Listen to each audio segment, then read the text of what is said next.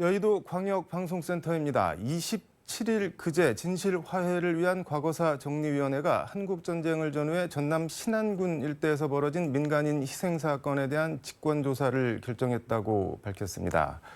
진실화해가 한국전쟁 관련해서 직권조사를 결정한 건 이번이 처음입니다. 여의도 초대석 정근식 진실화해위원회 위원장 스튜디오에 모시고 자세한 얘기 들어보겠습니다. 위원장님 안녕하세요. 네, 안녕하십니까. 먼저 KBC 시청자께 진실화해의 소개와 간단한 인사 말씀 부탁드리겠습니다. 예, 광주 전남 시청자 여러분 안녕하십니까. 저희 진실화해위원회는 한국 현대사에 내재되어 있는 여러 가지 물음표를 지우고 상처를 치유하기 위해서 만들어진 독립적인 국가기구입니다. 국가 공권력의 이름으로 자행된 여러 가지 그 비극적인 사건들의 진실을 규명하고 화해의 길을 여는 그런 국가기구라고 말할 수 있습니다. 물음표를 지운다는 말이 상당히 인상적인데 전남 신안군 민간인 희생사건 직권조사 결정. 통상 진실화해의 조사는 신청이 있어야 조사 개시 여부를 결정하는데 이거는 위원회가 직권으로 조사를 결정했는데 뭐 어떤 내용인가요? 이게? 많은 분들이 네. 직접 신청을 하기도 하지만 네. 어떤 경우에는 네. 신청하기를 꺼려하거나 네. 또는 국가적으로 또는 지역적으로 굉장히 상징성이 큰 그런 사건들은 직권조사를 할 수 있게 되어 있습니다. 네. 상징성이 큰 사건은 뭐 직권조사를 할 수 있다고 말씀을 하셨는데 과거사 사건이 많고 뭐 한국전쟁 관련해서 뭐 양민학살, 민간인 학살도 많은데 신안군 사건을 첫 직권조사 대상으로 결정한 이유나 배경 뭐 어떤 게 있을까요? 신안군은 아시다시피 네. 굉장히 넓은 지역에 퍼져 있고 네. 다수의 섬으로 구성되어 있지요. 네. 그 지역 주민들은 네. 상당한 정도로 이미 알고 있지만 우리나라 전체적으로 또는 서울에서 볼 때는 전혀 알려지지 않은 일종의 침묵의 섬이 네. 70년 동안 지속되어 왔다고 생각을 합니다. 그래서 네. 이번에 특별히 신안군의 한국전쟁기에 여러 가지 그 민간인 피해에 대해서 네. 중요하게 우리가 생각을 하고 네. 그걸 직권조사를 하게 되었습니다.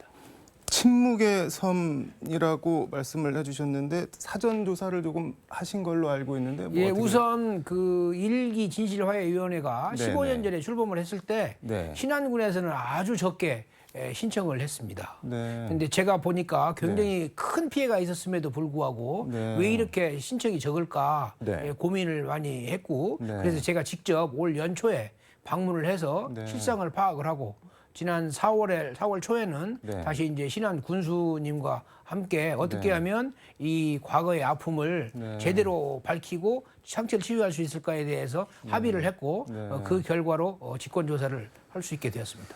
이게 지금 70년도 더 된 사건이고 뭐 거의 돌아가셔서 조사가 쉽지 않을 것 같은데 조사를 뭐 어떻게 이루어지고 향후 뭐 절차나 계획 같은 거는 어떻게 되나요? 예, 지금 제가 직접 가서 이제 여러 현지 주민들 만나고 네. 또 과거에 직접 경험했던 분들을 만나 보니까 네. 아주 이제 많이 돌아가셨고 아주 드물게 네. 섬마다 뭐 한두 명씩 남아 있는 그런 정도였습니다. 그래서 네. 시급하게 조사를 하지 않으면 진실을 밝혀낼 수 없다 이런 네. 어떤 위기감 같은 것이 있었지요. 네. 이게 뭐 우문일지 모르겠는데 70년도 더 된 사건인데 이걸 2022년 오늘 조사를 해야 되는 이유 뭐가 있을까요? 제가 보기에는 네. 그 이 신안군 지역의 민간인 피해는 네. 굉장히 얽혀 있는 이게 단순한 하나의 사건이 아니고요. 네. 하나의 사건이 또 하나의 사건을 만들어내고 또 그 두 번째의 사건이 또 세 번째의 사건을 만들어내고 하는 네. 그래서 공동체 전체가 네. 얽혀 있는 그래서 쉽게 말하기 어려운 그런 사건이었다. 그래서 빠른 시일 내에 밝히고 이제 새로운 그런 뭐랄까 공동체의 네. 활력이랄까 이런 네. 것들을 회복해야 할 필요가 있었다. 네. 이렇게 생각을 했습니다.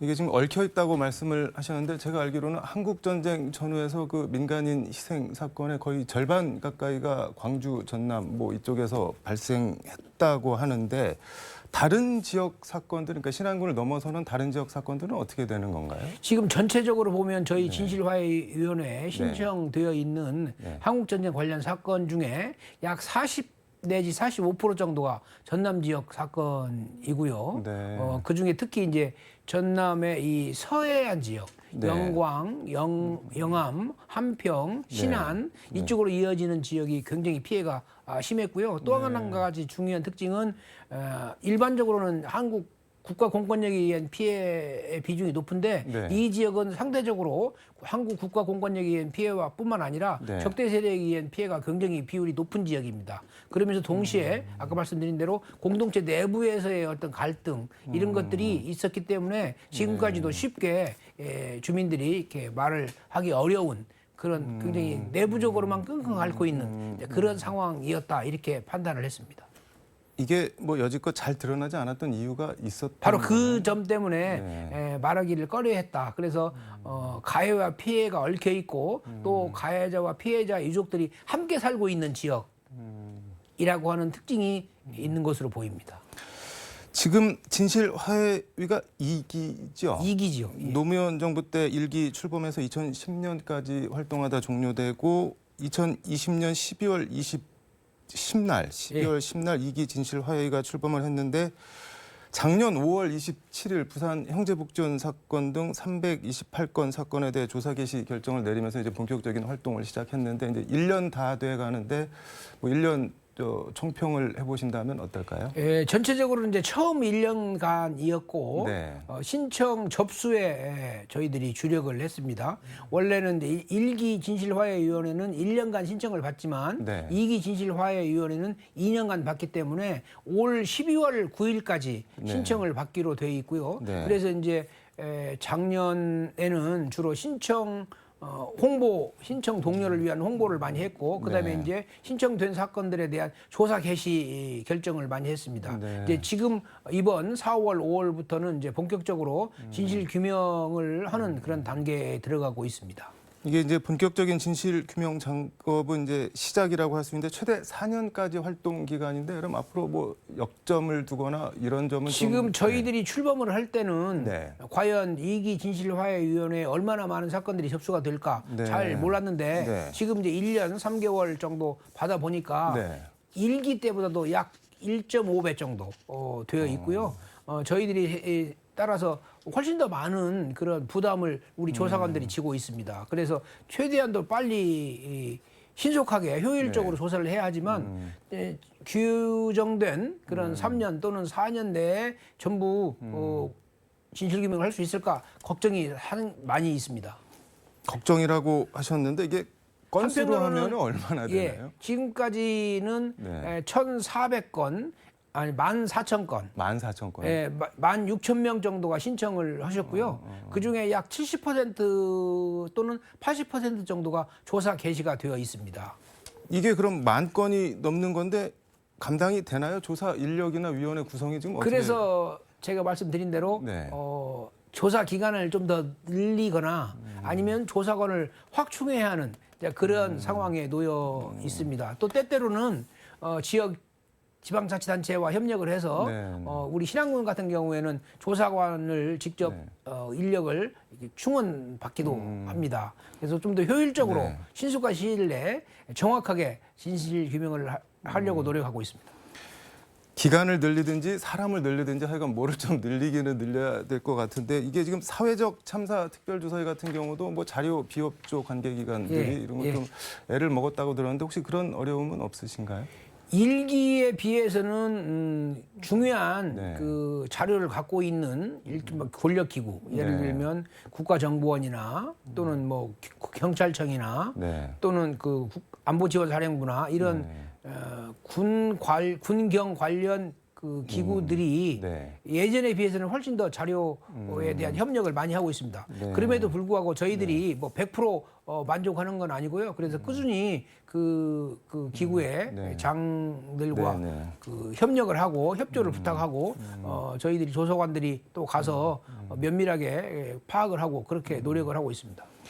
이게 뭐 절대 쉬운 작업이 아닌 것 같은데 5월 10일이면 정권이 바뀌는데 혹시 뭐 그런 영향도 있을까요? 어떨까요? 저희 그 진실화해위원회는 네. 위원장은 대통령이 임명을 하지만 네. 나머지 8분의 위원들은 국회에서 선출했기 때문에 네. 일종의 독립적인 국가기구입니다. 네. 그래서 대통령이 바뀐다 하더라도 큰 영향은 없을 것이다라고 네. 생각하고 있습니다.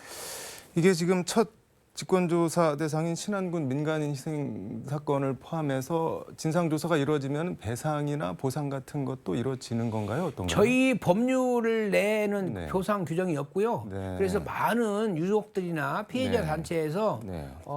진실화해위원회에서 진실규명을 하면 네. 가급적 빠른 시일 내에 네. 배보상을 받을 수 있도록 특별법을 만들어 달라라고 하는 요청이 쇄도하고 있습니다. 네. 그 과거에 일기 네. 진실화해위원회 때 진실규명을 받고도 소멸시효 때문에 네. 보상을 받지 못한 분들이 상당히 많거든요. 네, 네. 그래서 사법적인 방법으로 보상을 하는 것보다는 네, 네. 불가피하게 입법적인 방식으로 네. 처리를 해야 한다. 그래서 네. 배보상 특별법이나 네. 또는 뭐 여러 가지 다양한 형태의 그 법률적인 보완이 네. 이루어져야 한다. 그래서 네. 저희 진실화해위원회 기본법을 네. 개정해 달라고 하는 안이 네. 지금 국회에 5개의 안이 지금 상정되어 있습니다. 이게 말씀하신 대로 소송을 통해서 국가 상대 소송을 통해서 하려면 뭐 소멸시효도 걸리고 여러 가지 뭐 어려운 점이 있는데 법안이 5개가 지금 발의가 돼 있다고 하는데 이거면은 해결이 되는 건가요? 이게 통과가 되면은? 저희들은 이제 그 5개 법안 내에는 네. 진실화해위원회의 활동 기간이랄지 네. 또 위원 수랄지 네. 이런 문제도 있지만 네. 배보상을 할 수 있는 법률적인 근거를 만들자. 또는 진실화해위원회를 보니까 네. 이것은 한시적인 기구이긴 네. 하지만 국가 정상적인 민주인권 국가가 작동을 하려면 네. 이것은 한시적인 것만 가지고는 안 된다. 그래서 과거사 연구재단 또는 네. 저희들은 진실화해재단이라고 그러는데요. 네, 네. 그런 재단을 우리 법률에 만들 수 있게 되어 있습니다. 그래서 네. 가급적이면 빠른 시일 내에 네. 진실화해재단을 만들어서 네. 장기적으로 이런 문제들을 우리가 해결해 나가야 하는 거 아닌가 이렇게 네. 판단하고 있습니다.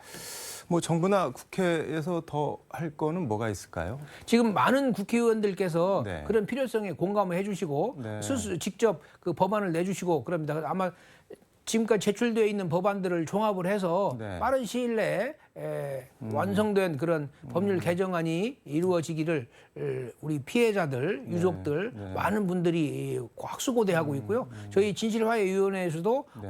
그런 법률 개정이 이루어져서 원만하게 이 문제를 해결했으면 좋겠다 네. 이렇게 판단하고 있습니다.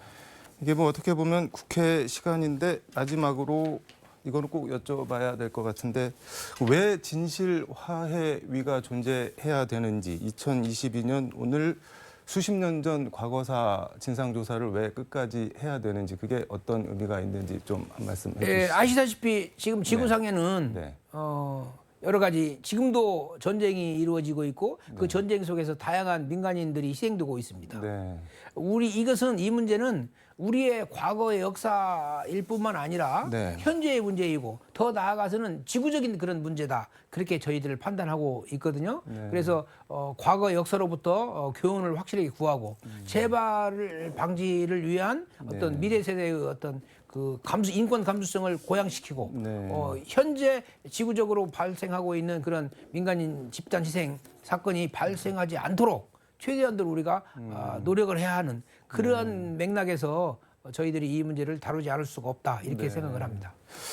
말씀 잘 들었고 혹시 뭐 당부하거나 더 하시고 싶은 말씀이 있으면 역시 가장 큰 것은 네. 올 12월까지 네. 광주 전남 지역에서도 빠지지 않고 네. 모든 분들이 신청을 해주시고 저희들은 최선을 다해서 네. 진실규명을 하고 네. 피해자 유족들이 갖고 계신 여러 가지 고통이나 아픔들을 치유하고 나아가서는 보다 더 살기 좋은 네. 말 그대로 민주주의와 인권의 정신이 네. 사라지는 그런 공동체로 거듭날 수 있도록 저희들이 노력을 하겠습니다. 네, 오늘 과거에 대한 물음표를 지우고 상처를 치유하도록 하겠다는 말씀 뭐 정말 가슴에 와 닿습니다. 이렇게 좋은 결과 낼 수 있도록 저희도 옆에서 지켜보도록 하겠습니다. 오늘 말씀 잘 들었습니다. 예, 감사합니다. 화해는 과거의 정의롭지 못했던 유산을 고치기 위해 함께 노력하는 것을 의미한다. 집권 뒤 진실화해위원회를 출범시키고 악명 높았던 인종차별을 종식한 노벨평화상 수상자 넬슨 만델라 전 남아공 대통령이 생전에 남긴 말입니다. 아프고 잘못된 과거와 화해하고 용서하기 위해선 제대로 기억해야 하고 제대로 기억하기 위해선 제대로 기록해야 합니다. 우리 진실화해를 위한 과거사 정리위원회의 성공을 기원합니다. 지금까지 서울 여의도 광역방송센터에서 전해드렸습니다. 광주 나와주세요.